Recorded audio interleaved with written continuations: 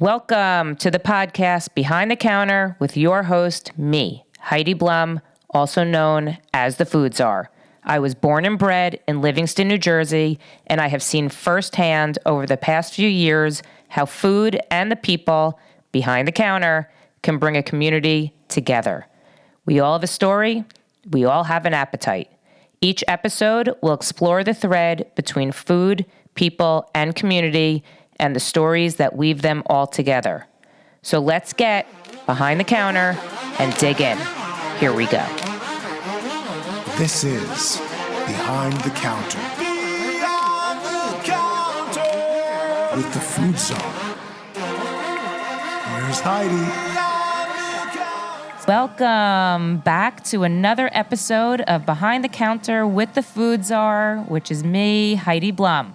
I am excited about this guest because he's actually not in Livingston. We have moved out of the area into South Orange, and we are at Sonny's Bagels on, what street are you on? 123 South Orange Avenue in South Orange. There you go. Shameless plug. Shameless plug. Well, we're going to do a lot of that. So I'm sitting with Jason Miller, who is the owner of Sonny's Bagels in South Orange, and I thought we would sit down today because I met you doing one of my videos, yes. And when I posted it, so many people were like, "Oh my God, I love Sonny's Bagels! I love Sonny's Bagels!" And I was like, I never even heard of Sonny's Bagels. No offense, though I'm not a huge bagel eater, but I did not know that Sonny's Bagels has been here forever, and they also said that Jason Miller is one of the nicest guys out there. So I figured this is good. We could talk about schmear, and we could talk about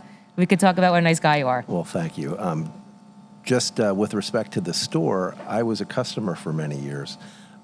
We moved to South Orange in 1999, and I was looking for a bagel place, and I tried them all, and I found Sonny's, and I loved the bagels. It was a style that I really enjoyed, and just continued to come, and had a few changes in my life as time went by. I guess Heidi will be asking me about that. And at some point, recognized that the store needed a little TLC. Sonny had died. His kids didn't do such a great job of running it. And they sold the store to a local firefighter, and the firefighter was running it. And I thought I would help the firefighter out. And I sent him a note, candidly, after a little wine one night, and watching the profit. That's always a dangerous combination, yeah. And so I sent him a note saying, "Hey, Ricky, if you'd like some help around the store, I'd love to talk to you about it." And I got a call from him, and he said, "Thanks, let's talk." And the story was that he bought the store. He loved Sonny's also, that he also was a firefighter and a landscaper, and his wife was supposed to run the store, but she wasn't able to, and that I could own the entire thing if that was what I wanted. And I was a little surprised, and I said, well, I never really thought I'd own a bagel store. Candidly, I thought I was just going to write a check and make a few suggestions and get a check every week, and instead, I changed my life. And it's and here you are making great. bagels. 6.5 years later, it's been a wonderful experience, and I have hopefully many, many more years ahead of me doing this and growing, and really the best part is making people happy.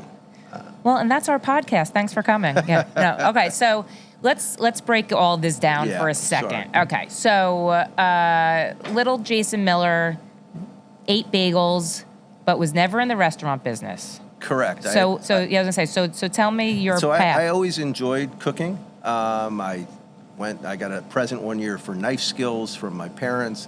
I grew up cooking next to grandma. I just really enjoyed it and had fun. And at college also had fun. We would host dinners occasionally at the fraternity house on Sunday. And I worked in a kitchen my senior year of high school, had a great time, was a line cook, and my parents used to say I was a chef, and I said, no, I'm a line cook, which is completely different. I was a prep guy. You're the one that says, yes, chef. Yes, yeah. Exactly. At a not a very fancy place, so not even a chef, but still respecting the kitchen. And I always enjoyed the food business, and but that was not really what my focus was. I was an accounting major as an undergrad and spent 3.5 years in accounting, and then went back to school and got a different degree and worked in banking, and then worked in the hedge fund world, and frankly was not really having a huge amount of success later in my career, and had a couple other ventures that I set up that I thought would do great, and was doing that at the same time. I ended up buying the store, and the store was kind of a lark. I really thought I would just run it and get bagels, and it would be an investment, and I'd have people run it for me. And instead, it consumed my life. The first time was when the oven broke, and we had customers here, and I got unvarnished feedback from customers about the good stuff and the bad stuff, and that was when I realized that my name was on the door. And that if it was good, it was a reflection on me and the staff, and if it was bad, it was a reflection on me, and that we were going to do things my way. And one of the first things we did, actually, after I took over the store, one of the challenges was that the bagels were very inconsistent. Some days they were great, and some days they weren't. And I said to the person who was making the bagels at the time, and he was also baking, I said, can we go back to the recipe and follow it exactly? And we did that. And I had a couple customers come to me and say, well, there's something different, there's something off. And so I was able to track down Sonny's partner, Lefty, and who was 90 years old. And I said, Lefty, I love that. You got to help me out. And he did. And it turned out that the recipe that I had was slightly off. It didn't have enough salt in it. And so now Lefty was able to look. Lefty took a taste and said, you don't have enough salt. That's amazing. I said, okay. And so we changed we updated the recipe to make it what it used to be, and continued to make bagels, and that was the focus. One of the things that I used to do when I was a customer was I would come to Sonny's for bagels, and then I'd go someplace else to get smoked fish. I always liked Nova and herring and whitefish and all that wonderful stuff. Kippered salmon. Yeah. And that wasn't Sonny's. Sonny's was just bagels with a little bit of cream You like cheese. the pickled herring or the cream? I like creamed herring. Yeah. And pickled lox is more of an acquired taste, but we have that for people who are fans. I happen to really like different types of herring, and so we have a pretty broad selection. But I brought in fish from Acme, which is one of the premier providers, if not the premier provider. And we started out buying, one side of fish a week, and now we sell a lot of smoked salmon. So they were not selling fish here when you? There was no fish, no. I mean, they had plain cream cheese. They had a little bit of scallion cream cheese. And I actually started where I made the recipes for the vegetable and the scallion and the lox spread, and by trial and error figured out what the right ratios were and what tastes good. And then I learned how to slice fish. So I never had sliced fish.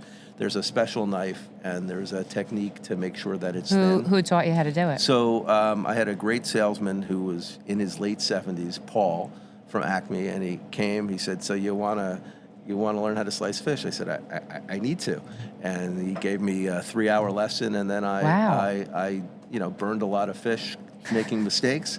But the Acme people were wonderful. They took me in. We went to the factory in Brooklyn, and we had a tour and samples, and we have a very good relationship. And I'm happy to sell a lot of their product. And it's good. And I no longer slice the fish most days. I have a great team member who's outstanding, makes the fish nice and thin. That's and amazing. Beautiful. So when you took over, you had no restaurant experience in terms of owning a place. So what was the learning curve on that? So the learning curve was very high. I didn't know what I didn't know. Things like, I'll tell a story now that it's been 6 years and the person's no longer with us, unfortunately. So the first day I owned the store, we had everything packed up, end of the day, and I said to the gentleman who was rolling bagels and baking, I said, "Okay, Dwayne, it's time to go home now." He said, "Well, I'm here." And I said, "Well, right, you're here, and we're gonna go home and see you tomorrow." He's like, "No, I live here." And I said, "Oh my God." "What?" And he had lost his home somewhere along the line. It turns out he had a substance abuse problem. And it took us a good month and a half to find him a place to live. But it was eye-opening. Like, that never occurred to me. Right. I have a fantastic group of people I work with now. I really love them. At the time, I had people who weren't as good and not as reliable. And so the hardest part was coming from a professional office environment where there were certain expectations as far as what would happen. It was a different set of expectations. Sure. And people work just as hard. It's a question of finding the right people. Is for the anyone job. here that was originally? No longer. Okay. And like inventory, like how did you know how to do that? So it was trial and error. I had the benefit of having Dwayne, who was the baker, who kind of explained what was going on. There was also Sonny's daughter, still felt an allegiance to the store, and so she was a great help. Crystal, she really helped me learn the business because I really didn't know anything. And so she helped me understand about setting up and closing, and then it was really trial and error. And trying to understand, okay, how many bagels do I need for today? And what I realized was that Monday was the slowest day, Sure. and that Sunday was the busiest. Sure. And there were times where we would run out. I mean, I remember on Saturdays as we started to grow again, the baskets in the front would be full, and everything would be fine. And 10 minutes later, people would come in and take a dozen or 2 dozen bagels, and all of a sudden the bins would be empty, and then there'd be people coming in, and it was a little bit of pandemonium. And so we've learned that over time that on Saturdays and Sundays, you actually have to fill up the bins. We have a set of backup bins, fill those up to make sure that when somebody walks in, There's enough bagels. there's enough bagels. Yeah. And so it was really trial and error and trying to also get people to understand that, hey, we have these other cream cheeses. We have this smoked fish. Well, why would you ever buy something from Sonny's that wasn't their heritage? And so we did a lot of sampling. And I still do sampling. I love to give people samples. It really gives them a reason to try something with no risk. If they like it, great. If Sure. they don't like it, well, then they didn't risk anything other than taking a taste. So when did the original Sonny's, how long has that been? Since 1971. Wow. And it goes back to Watson Bagel, which was in the 40s and was one of the original bagel stores in New Jersey. And the Watson Water Bagel, there are old people who will talk about, this is a Watson Bagel? And at first I didn't know what they were talking about. And then there's a couple of places online where you can read about the history of Watson Bagel, and you get some of the older people coming and say, I remember when I was a kid coming home from school and getting a bagel or bagel all night. And similarly here at Sonny's, we have people who talk about skipping Hebrew school or Sunday school. Who did that? To come eat bagels. And so it's always fun to bring back the old people. And I always ask them, or the longtime customers. Some of them are old. I call them old because they're older than me, and I'm not young.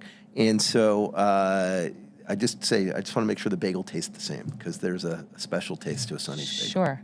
Yeah, I mean, I think that's why people come here from other towns. And, I always say, like, there's something about the New Jersey bagels. It's. I'm going to agree with you, Heidi. People talk about New York bagels, but I think there's a special type of there's the style in New Jersey is somewhat distinct. Their New York bagels some of them have it, others of them don't.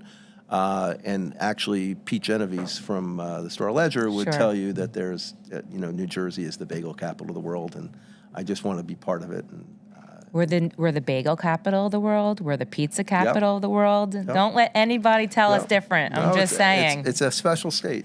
It's interesting because just going back to what you said about a lot of the customers, sort of like the nostalgia of Sonny's and then Watson's before that. When you mentioned the fish, I remember my great-grandparents, my great-grandfather would come to our house every Sunday, wait for us to be up. My sisters would roll up their shades, and that's how he knew we were awake. That's and great. He used to go to Tabachnick's. Sure, I was going to talk about Yeah, Tabachnick's. he used to go to Tabachnick's, and they would bring, the whole fish. Yep. Was that the whitefish? Yep. And the herring, and while I wasn't a fan of that. I mean, lox, sure, but all those things. But that's why I love this stuff, because there's something, it just triggers a memory. Yep. And I think nowadays, like, kids don't know from that because people in my generation, I don't think, are buying the whole white fish.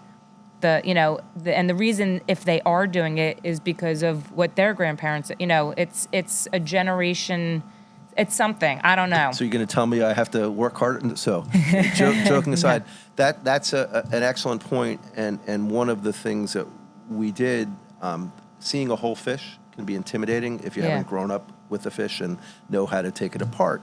And I was out visiting friends at the beach, and I went to Citarella, and they had cleaned lobster.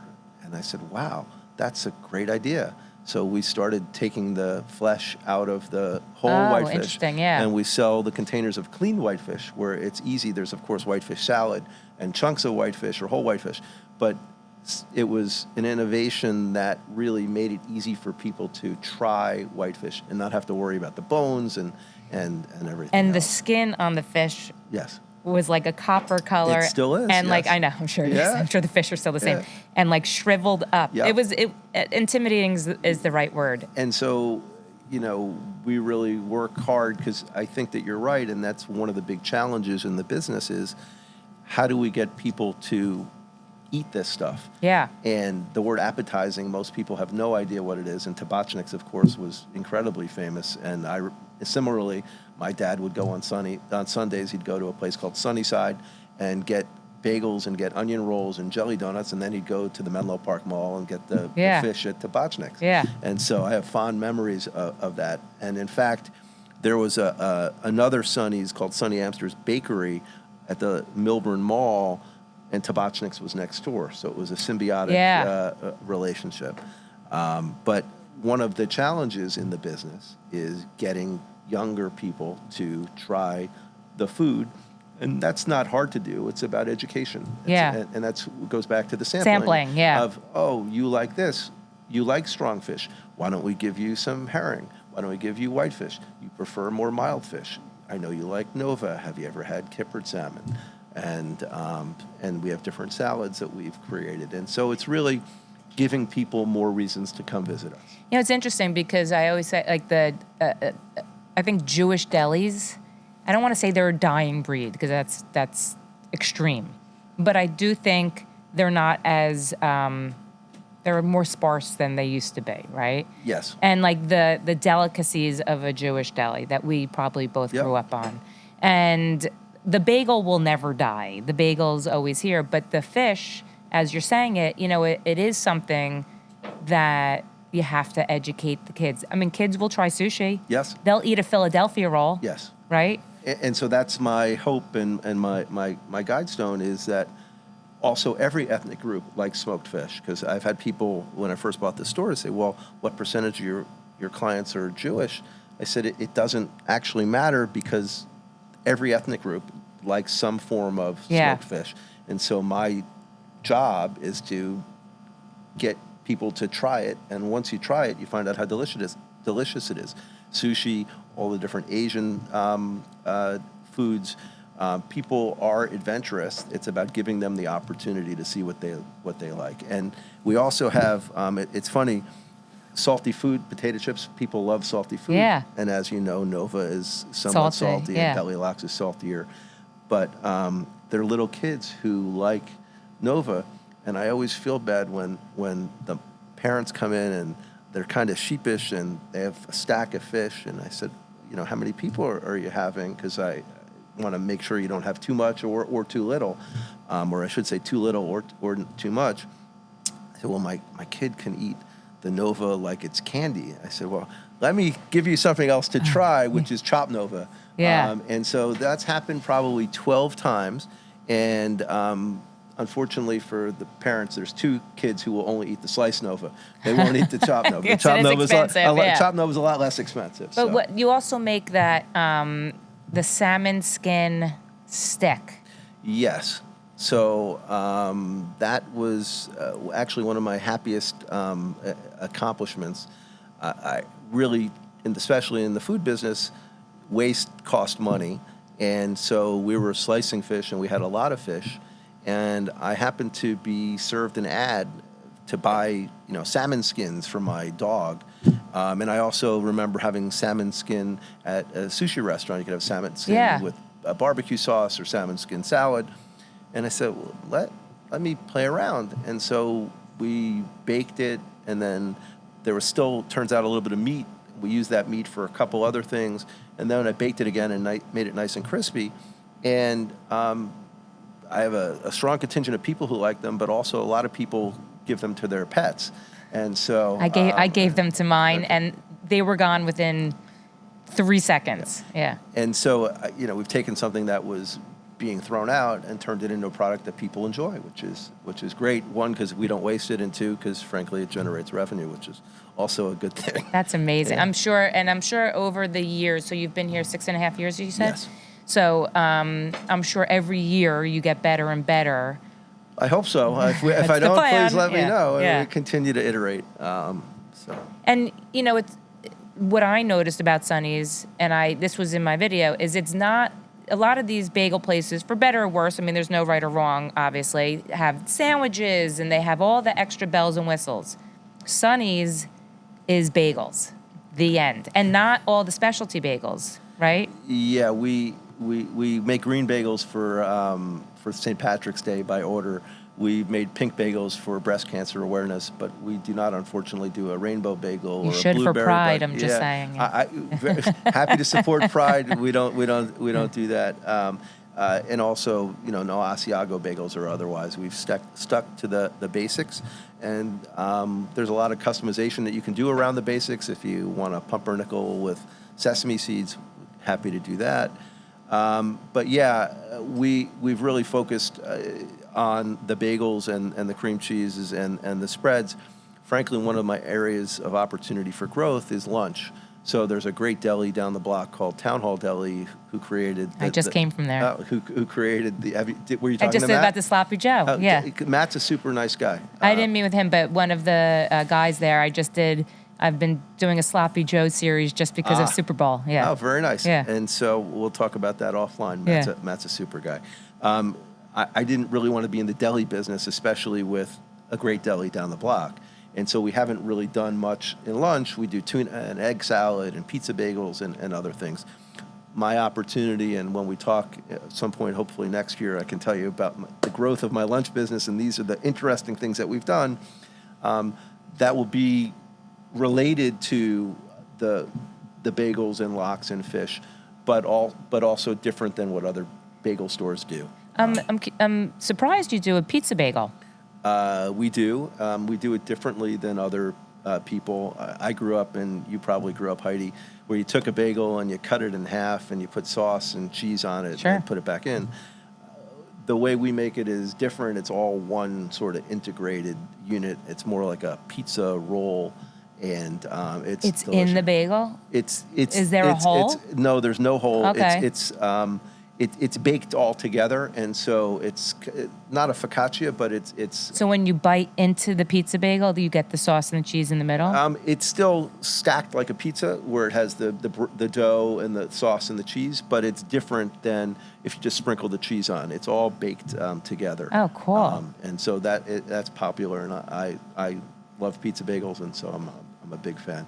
And that's actually one of the things you talked about, getting into the business and not having restaurant operating experience. What we have tried to do is say, okay, if I'm a customer, what would I like? How do I want to be treated? Sure. And what products would I like? And we take feedback and open to ideas on product. Really trying to make people feel happy and special about coming to Sonny's. Staff, great, very friendly, or that's at least the feedback that I've gotten from customers, that they're nice and they're happy.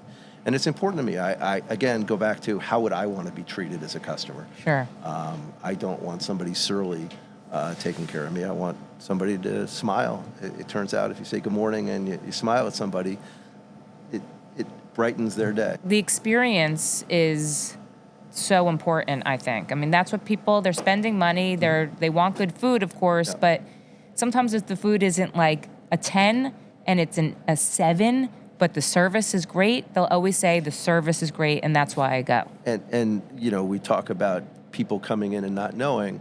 And one of the things that the industry hasn't done well is educating people about the difference between Nova and belly locks. Yeah. And Nova, we all know, people call it locks, but it's actually Nova. different. It's Nova, it's brined and then cold smoked, but belly locks is just packed in salt. It's actually not smoked at all. So let's talk about the food for a sec. Okay. Okay, so the flavor bagels you serve are. It's not a trick question, I swear. Okay. So Fill in the blank. We offer plain Yeah. and sesame and poppy and onion and garlic and cinnamon raisin, whole wheat, pumpernickel, whole wheat everything, pumpernickel everything, Bialys, regular everything bagels. We make a twist, which is people call them salt sticks, but they're actually have everything seasoning on them. We make mini bagels and pizza bagels. Egg? I do not. That's actually the one bagel that I will be introducing. Oh, 'cause interesting. We've got Okay, yeah. a lot. Some It's people just- like egg bagels. I don't egg get bagels. it, but yeah. Oh, do you like challah? Challah, I mean, yeah. Well, so Of it's course. the eggy richness of Of a challah in a bagel. In a bagel, and so that's why I understand why it's attractive. Oh, interesting. Okay. But I'm back on. we haven't made it, and so that is a flavor of bagel that I would like to do this year. What time does the bagel making start? So the bagel making starts the night before. The gentleman behind us, Bob. Oh, he's preparing. I see he's him. making Very the, busy. the dough for Yeah. tomorrow because bagels have to, or real bagels have to get mixed. Then they proof on the boards for a little while. Then they go into the refrigerator, which we call a retarder because it retards the growth of the bagels. Terrible name. Yeah, but Yep. it works. And then when it's time to make the bagels, you take them out, and a real bagel that has a nice crust gets boiled. Yeah. And so it gets boiled, and it comes up, and then they get put on bagel boards, and if they're seasoning, and it goes into the rotating oven. During the week, the baker comes in at 5, and bagels start coming out at 5:30. Okay. And we open at 6, and similarly on weekends, the baker starts coming in at 4:30. Bagels start coming out at 5 because, as we talked about, the volume of bagels that Sure. we sell, you can run out. And then in terms of the fishes, spreads, what you don't have to list all of them, obviously, but what are the main, most popular ones that people? Plain and scallion cream cheese and Nova are the big sellers. Yeah. And Do you have tuna and? I do. I have tuna and Yeah. egg salad and whitefish salad and baked salmon salad and Leo salad. Yeah, Leo salad's the best. I may leave with one of those. Okay, Yeah. Good. Yeah. The Nova is the biggest seller. We also, at different times, have tried pre-made platters for people. We do catering. If you order ahead of time, we can do that. But sometimes you're walking in, you're going to your friend's house for brunch.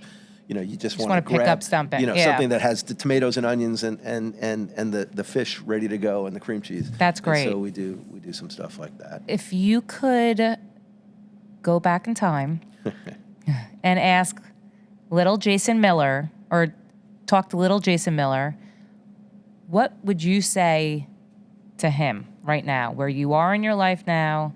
What would you go back? What would your advice be? The advice is to have done it sooner and find something that you enjoy and that you're good at and that you can make a living. I'm smiling because you seem like when you talk about it, you're smiling, and that to me shows that you're happy doing it, and you have the right demeanor and attitude. So, and then the other question would be, where do you see yourself, or what are your goals or whatever for the next year and then 6.5 years from now? 6.5, Double the time. So that's a tougher question. One of the things that I've struggled with is how to grow. I'm very fortunate. The store is very busy. So I've been cautious about growing, and actually one of my concerns is about keeping the feeling that we have here. Sure. We've really grown the catering side, so whether you're having brunch at your house because you're having your friends come over, or you're having a bar mitzvah or a shiva or a repast, that side has really grown. Corporate side is growing, and so that's an area for growth. So short term, I'd like to continue to grow the catering side. I'd like to improve my lunch offerings and hopefully business. And longer term, I would like to have another location. And so trying to juggle all those things, we're going to do a refresh here of the store. Nothing radical, but Really trying to make it more efficient, because sometimes we run out of space, and it's not that we don't have the space, it's that it's not well laid out.